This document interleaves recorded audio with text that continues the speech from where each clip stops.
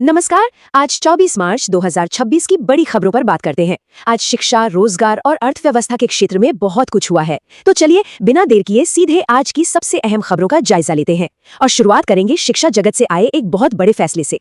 उत्तर प्रदेश में आज हजारों सरकारी टीचर्स के लिए एक बहुत ही चौंकाने वाली खबर आई है। सुप्रीम कोर्ट का एक ऑर्डर आया है जिसने उनकी नौकरी पर ही एक बड़ा सवालिया निशान लगा दिया है। तो ये इतना बड़ा फेरबदल हुआ क्यों?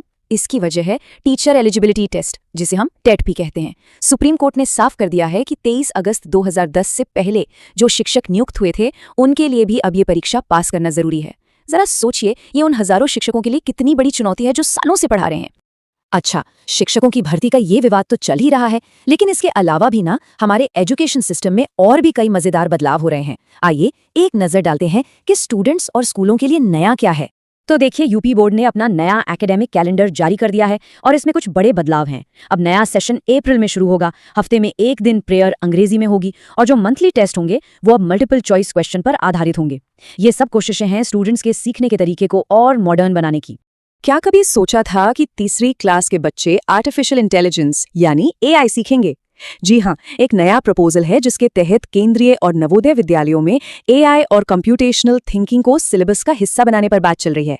अगर ऐसा हुआ तो ये हमारे बच्चों को भविष्य के लिए तैयार करने की एक बहुत बड़ी पहल होगी। और हायर एजुकेशन में भी टेक्नोलॉजी का इस्तेमाल बढ़ रहा है।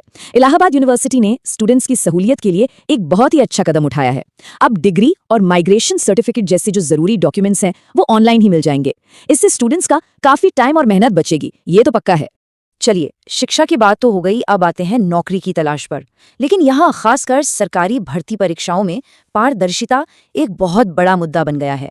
अब जरा इस पर नजर डालते हैं। सरकारी भर्ती परीक्षाओं में ना एक अजीब सी खींचतान चल रही है। एक तरफ जो लोग धांधली कर रहे हैं उन पर शिकंजा कसा जा रहा है और दूसरी तरफ अदालतें हैं जो निष्पक्षता बनाए रखने के लिए बहुत सख्त कदम उठा रही हैं। और इस सब के बीच में पिस रहे हैं बेचारे उम्मीदवार। और देखिए, प्रयागराज हाईकोर्ट ने इस मामले में जरा भी नरमी नहीं दिखाई। 2022 की जो असिस्टेंट प्रोफेसर भर्ती परीक्षा थी उसमें गड़बड़ियों के चलते उसे रद्द ही कर दिया गया। कोर्ट का मैसेज बिल्कुल साफ है, अगर जांच में पेपर लीक का जरा सा भी सबूत मिला तो पूरी की पूरी भर्ती प्रक्रिया को ही अवैध माना जाएगा। वैसे इन सब चुनौतियों के बीच जो लोग नौकरी की तलाश में हैं उनके लिए कुछ उम्मीद की खबरें भी हैं। बिहार लोक सेवा आयोग और यूपी पुलिस भर्ती बोर्ड ने कुछ बड़ी परीक्षाओं की तारीखों का ऐलान कर दिया है। इससे लाखों उम्मीदवारों को तैयारी के लिए कम से कम एक क्लियर डायरेक्शन तो मिलेगा। लेकिन विवाद हैं कि थमने का नाम ही नहीं ले रहे। अब जूनियर हाई स्कूल शिक्षक चयन सूची को लेकर भी सवाल उठने लगे हैं। कहा जा रहा है कि सिलेक्टेड कैंडिडेट्स की संख्या कम है और लिस्ट भी बिना साइन के जारी हो गई है। इससे उम्मीदवारों में काफी गुस्सा और कंफ्यूजन है। भर्ती से जुड़े ये सारे मामले, ये सब मिलकर रोजगार के बाजार की एक बहुत ही